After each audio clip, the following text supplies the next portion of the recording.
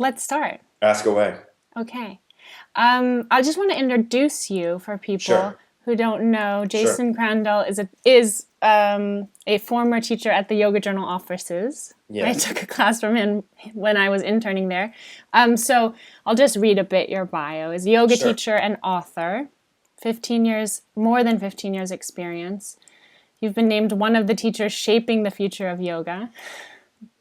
You're an in-demand teacher at conferences around the world for more than a decade, and you're considered a teacher's teacher. Taught at countless teacher training facilities and globally, and you regularly present training at conferences.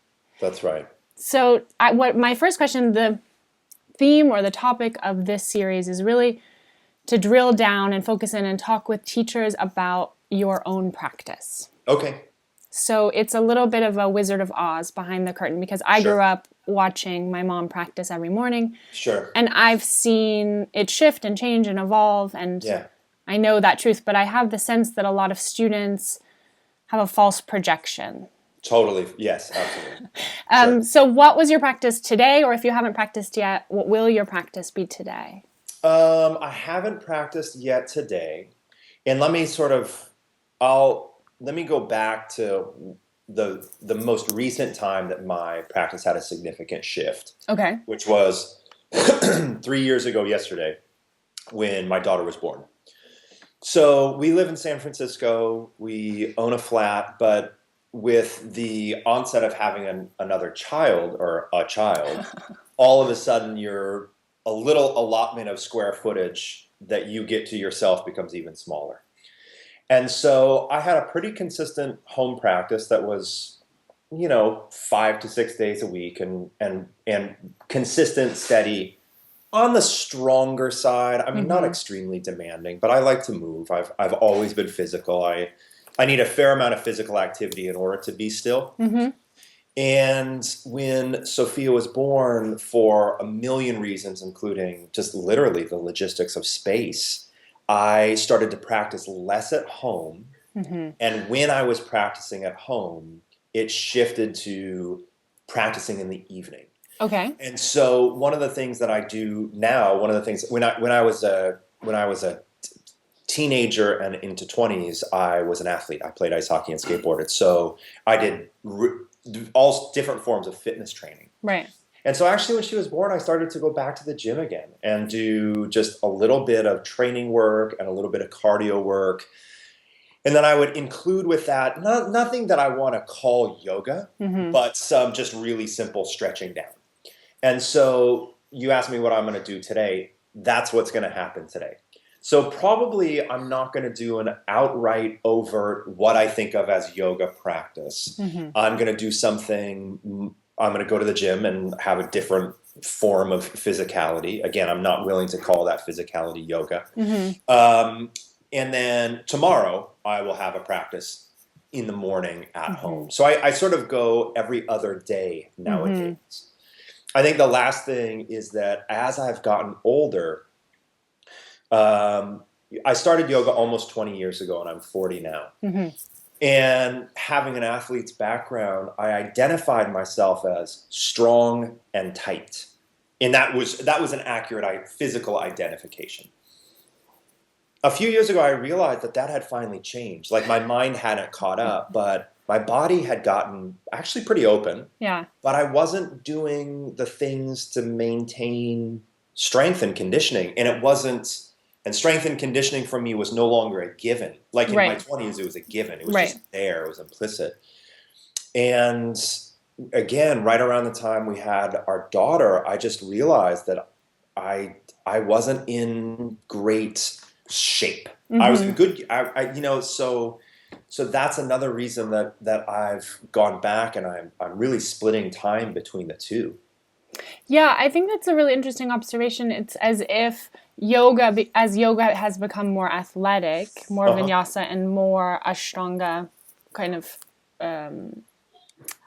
in reference to ashtanga, that it's become actually more important to separate out yoga from sport or from fitness, right? So it sounds like you've kind of said, now I go to the gym and now I'm doing fitness. And then your yoga practice it gives you space for your yoga practice to be something else. Yeah, I don't remember who it was, but someone a long time ago, it wasn't a teacher of mine, it was a colleague, and we were talking, and she said something like, if she said something along the lines of not putting all of your physical and fitness requirements on your yoga practice. And it just dawned on me that I could be in my body in multiple ways. Right. And this is a place where I don't know if it's semantics or whatever it is, but I'm not the type of person that says, oh, my yoga for today is walking my dog. Yeah. My yoga for today is being in the garden. My yoga for today.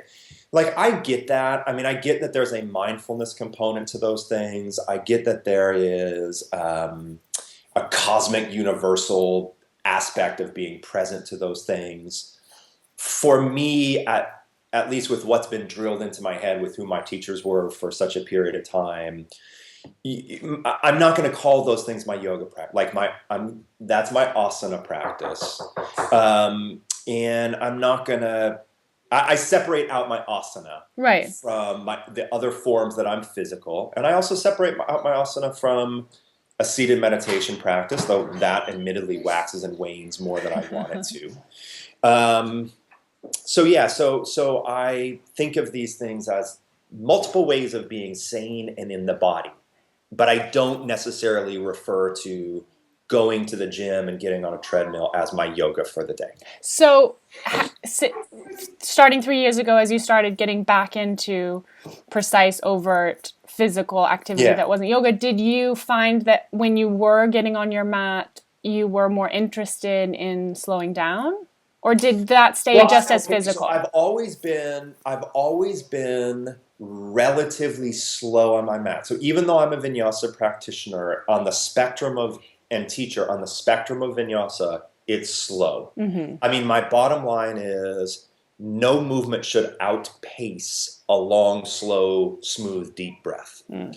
And actually, one of the things that's interesting to me is I've started to really think that the way that modern vinyasa has gone is people are being trained to shorten their breath. Yeah. Because the movement is so fast that the breathing gets really truncated. So as far as the vinyasa spectrum of things, or the physical spectrum of things, I am a very slow, paced vinyasa practitioner. So I don't think it's helped. I don't think that it has slowed my practice down because I've had a slower practice. And I've had I'm not an Iyengar teacher, but I've had the fortune to be strongly influenced by teachers of the Iyengar lineage for 18, 19 years. So I've always had that component. Mm-hmm. And I don't think that really changed. I could see how it would change. Logically, it would change, but I think I was already on that slower side anyways. So what do you say to your students? Do you think that what's the relationship between home practice and taking classes? Like, what do you say to your students who say, oh, I take classes 3 times a week, but I can't do a home practice? Well, I'm gonna take even a step further, which is to play with the language of home practice. Okay. Which is what I've started to call it nowadays is self-led practice. What's the difference? And the reason that I call it that is, and not to make any pitch whatsoever, but I teach online yoga classes for Yoga Glow. And I am so thankful in so many ways that I'm there and that we have this service. And at the same time, now when I say home practice, like what I mean by home practice is unled practice. Right. Like you're in there fishing around, you're listening to your body, you're doing the work. Right. But now there's so much led practice at home that I'm starting to modernize that language. Right. Because it used to be that the language of home practice was you did it with a book at maximum. Right. Like the maximum guide you had at home was a book. But then DVDs and then online services and so forth. So for me, self-led practice, the value of self-led practice is that it makes you drive the car. Right. It makes you make the decisions and listen to your body and I feel like it's a really, whether it's, okay, so I think about self-led workshops, retreats, teacher trainings, private sessions. These are all different ways to engage with the process of yoga. Mm-hmm. And they're all different and they all complement each other. And so to me, the self-led practice is where I get to digest and work with and chew on what I have been taught in the led practices. You know, it's digestion time. I remember years ago, early on, Rodney saying that it was the R&D, that it was the research and development. Yeah. You know, that's where the teaching came from, was going to class, taking it in, and then spending months working with the teaching at home on your own. Right. And going with it from there. Right. So that's what it is. That's what it is to me. And it's, you know, there should be a huge amount of permission for you to listen to your body and to work with it. Right. Yeah. I love that answer. When I spoke with John Schumacher on this series, he talked about the early years of his practice in the 70s. And he said, you know, he got this book, Light on Yoga. And then he practiced with the book at home for 5 years. Yeah. Every day for an hour. And then he thought, okay, I think it's now time to go study with this teacher. Yeah. Which is such an insane, it's also, to me, it's about the time scale. The time scale's so different. We're so accelerated that we think, okay, I've gone to 10 yoga classes, now I'm going to take a teacher training. Right. And in some ways, I think there's an analogy, as you're talking about, there's an analogy to sort of fast food. So there's no digestion. There's no waiting for the meal to be cooked. There's no going to the farmer's market and then cooking and then enjoying the meal and then digesting, which is what John Schumacher maybe did on a vast scale. But it's just ordering McDonald's and then click, do the practice and move on. Can you give me just a quick second, Lizzie? Please. Just a moment. Okay. No, you know, one of the main things that's changed is the time scale, but for everyone, it's time scale across the board. What do you mean? So it's not just the time scale of yoga has changed, the time scale of every other aspect of our lives has changed. So in some ways, the time scale of yoga has to change in order to keep up with the fact that there's been a fast forwarding of every other aspect of our lives. And so to expect yoga to be on, you know, a US 1960s, 1970s pace while every other aspect of our life is as it is, I think is an unrealistic romanticization. Right. You know, and so I go back and forth. There are ways where I crave my practice to be a very separate from, or more to have less stress or less constraints or less demands on it. And then I also realize at this phase of my life, it's not reasonable or practical. My practice is just another aspect of my life. I mean, it's not a casual aspect of my life, but it has to adapt. It has to change.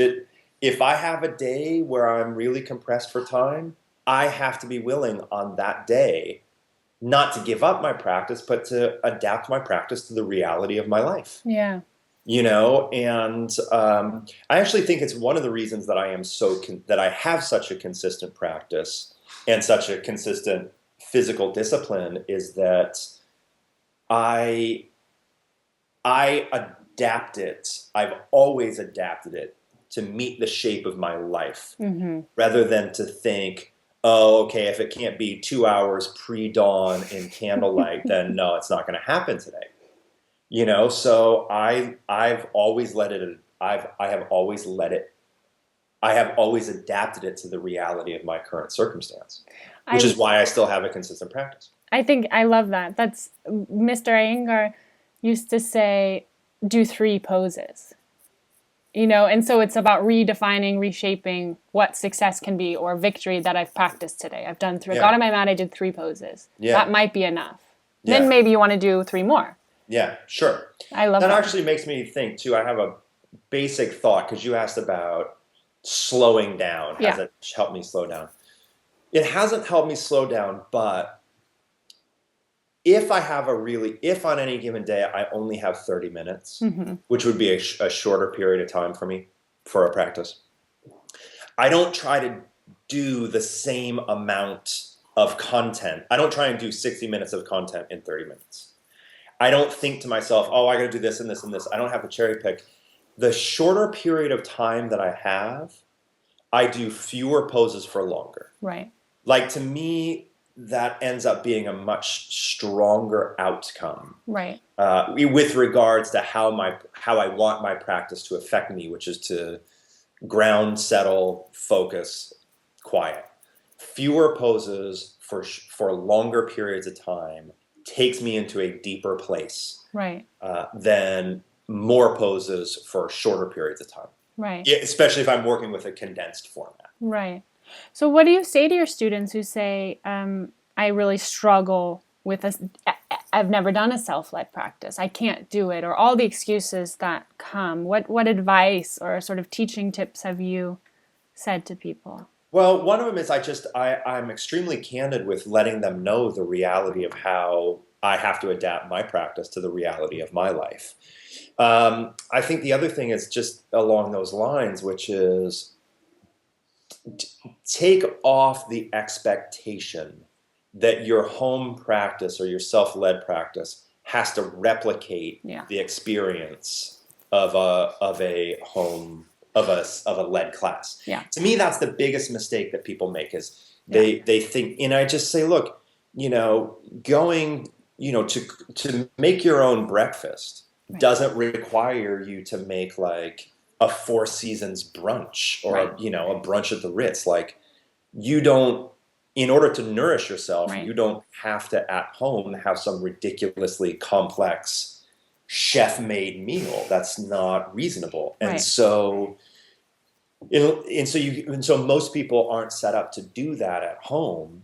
And I think the other thing is I tell people mainly to practice what they love. Mm-hmm. I just say pick a couple poses that you actually really love and just do those. Just work with those. And those things tend to help. I think that a lot of people think that they're supposed to be doing the things that are hardest for them. And, if I struggle with revolve triangle pose, that means I need to do more revolve triangle pose. That's fine if you have an extremely consistent, disciplined home practice already. Right. Then fine. Then take on the stuff that pushes your buttons. But if you don't, then you have to inaugurate it with things that you look forward to. When you said revolve triangle, I was thinking a few weeks ago, I was practicing in our bedroom and my husband was in the bed reading the newspaper, watching me practice, and I was doing revolve triangle, and I said, I dare you to come do this right now, because he practices sometimes, but I was like, I dare you to come do this pose right now. And he just looked at me and he said, if I did that pose right now, it would kill me. And that's probably true, right? I started laughing so hard, and I thought of reading an obituary that said cause of death, Revolve Trikonasana.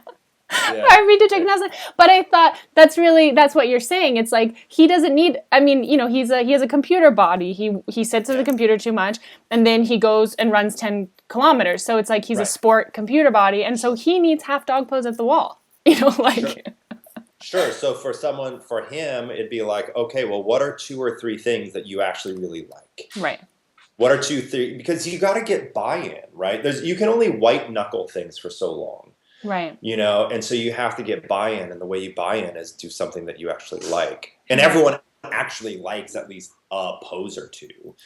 And so I think that's the main access point. So do you still study with anyone? Do you consider yourself a student? I still consider myself a student of Rodney Yee. Mm-hmm. When I think of Richard Rosen, I think of Richard Rosen also as one of my primary teachers. I irregularly study with them. Mm-hmm. When I study with Rodney, it's almost only at conferences, and I'll try and take a class, but oftentimes our schedules overlap at conferences and it doesn't work. So as a student, I feel a little high and dry, Mm-hmm. I mean, I do. I'm still a student, but the main person that I resonate with lives far away and has a busy schedule. And I will be the first person to admit that I have, over the past 10 years, prioritized the teaching and the livelihood side of the equation. Mm-hmm. And being a student of my own experience and my own practice is huge and is the bedrock of all things. But in terms of active work and time dedicated, I dedicate my time to teaching. I don't dedicate my time right now to spending time as a student in anyone else's room.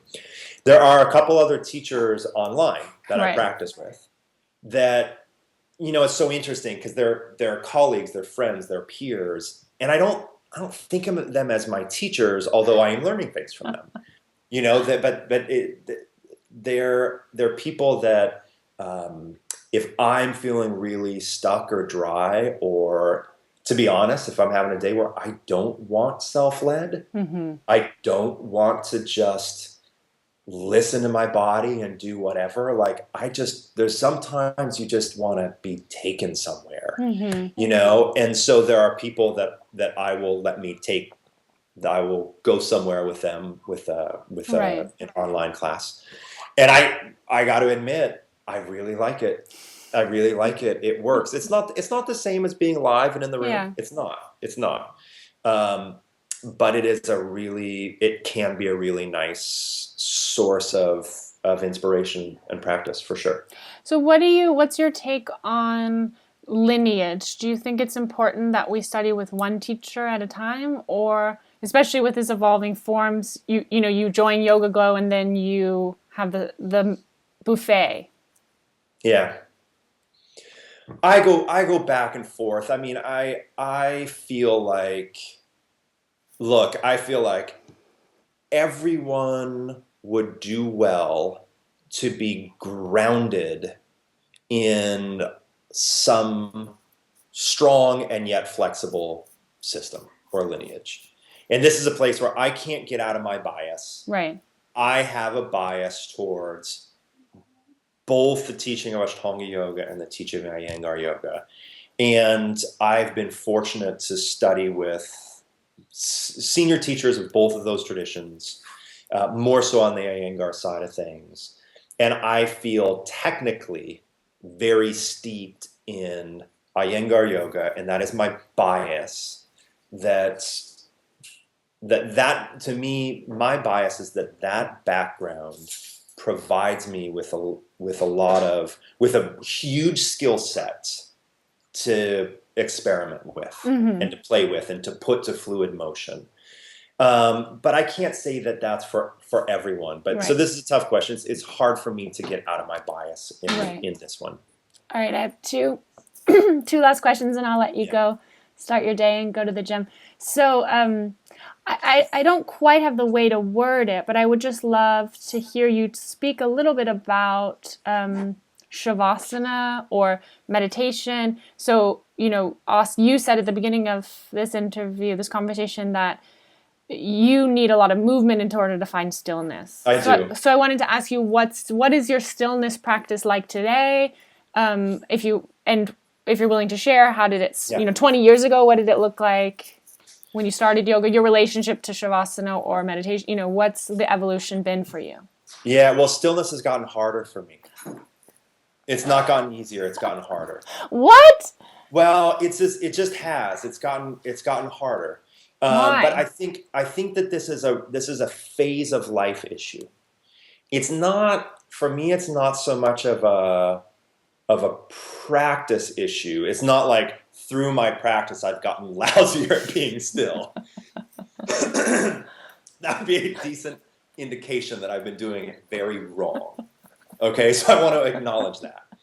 I think it's a phase of life issue. I'm 40 years old. I travel 3 weekends of the year. 3 weekends of the month. That's right. Oh my God, 3 weekends of the year. I was fantasizing. 3 weekends of the month. I have a 3-year-old daughter. I'm sort of in the, well, I don't know if it's a peak, but I am in an extremely robust phase of my livelihood and my family life. Right. And so it's harder to be still now because there are so many things knocking at the door inside my head constantly. And so when I'm still, I hear those knocks a little bit louder, you know? And so it used to be that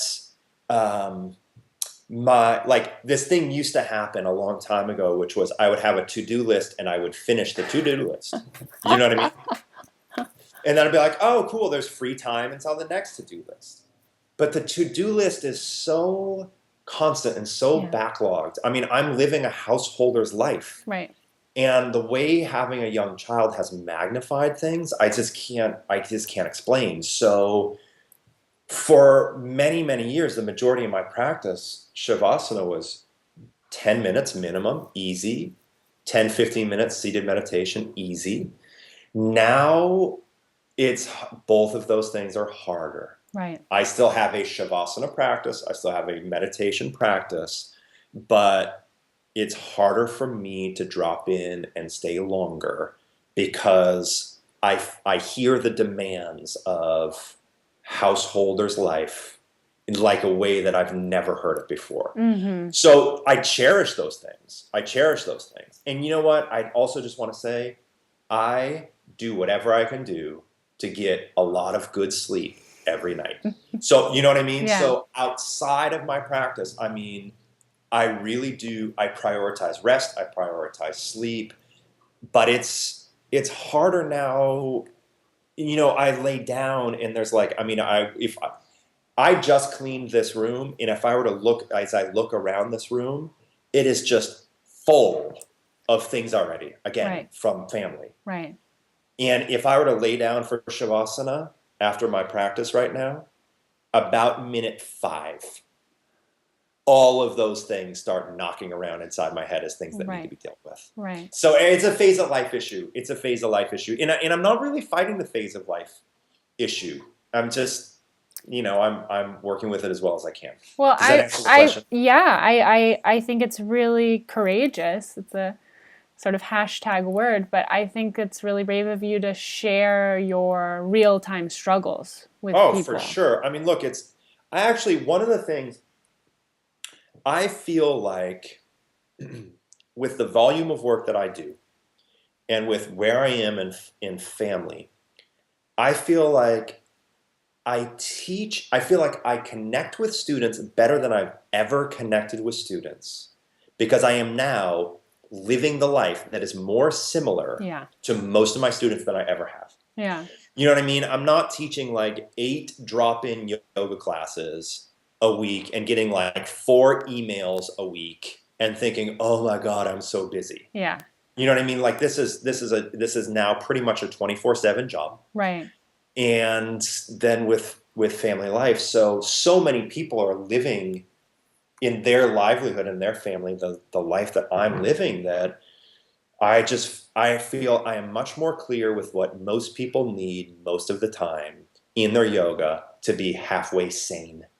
But that's exactly going back to what Rodney says, research and development. It's like you're living exactly, you're researching the contemporary urban, you know, over-planned, over-scheduled, over-full life, householder life. People ask me all the time. For some reason I get that because it's sort of a buzzword question. Maybe it's your last question, though. I don't know. We'll see. How do you find a live-work balance? I hate that question. I don't. I hate that question. I don't know. Where is it? I keep looking for it. Yeah. Where is it? Yeah. You know, but it's well, because to call it live work sets up a dichotomy as if they're separate and if they exist as if they don't touch each other, like they're two sides of a seesaw. This is when I'm living and this is when I'm working. And so many of us who live with devices and work from home or work from travel, there is no difference. Yeah, no, there is no difference. Yeah. I think especially with this vocation, especially with this line of work. Yeah. Yeah.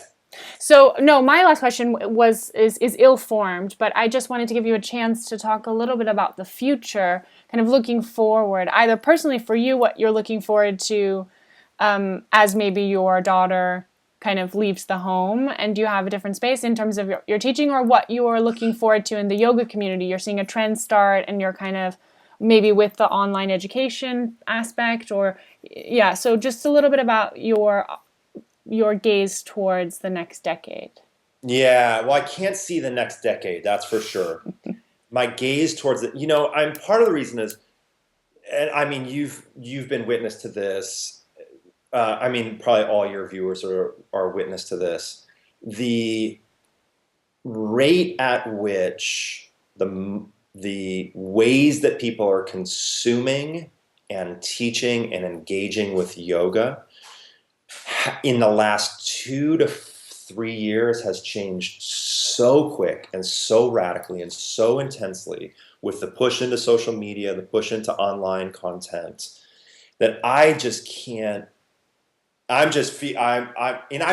do well in those things. I'm engaged in all of those platforms, but I think for the next couple of years, like to me, the next big landmark is right now. My daughter is 3, so she's during the school year. She just started preschool. I travel a lot of weekends, which means I'm not with her much on the weekend. The time that I spend with her is Monday through Thursday, right? And I spend a ton of time with her Monday through Thursday. So my schedule right now of traveling on the weekends, but being home during the week, allows me to have this really awesome daily relationship with my daughter and spend hours every day, really great quality time. Well, when she gets in another couple of years, let's say 3 years, that's going to change. In another 3 years, she's going to have school. She'll have school all day. And then she'll be off on the weekends. So then this daytime, Monday through Friday, that's going to go away. And so for me, what I see so the thing that I look at is in 3 years, I have to be doing less weekend work so that I can spend more time with it. The weekend work's not going to go away. But if I could divide it in 2, that would be huge. Then I'll have more weekend time. And then where I replace that for livelihood and just student engagement, I don't see anything other than a continued move online. A continued move with structured online education formats. Yeah. And it's something I already do. It's something that I really enjoy as a teacher. There's a lot of things I like doing as a teacher, but I think the thing that I enjoy most about teaching is content construction. Right. Like creating curriculum and then executing the curriculum. So online actually gives a few more tools to do that than live. You can actually build slightly more comprehensive online content than live. It doesn't replace the live thing, but you get where I'm going. Right.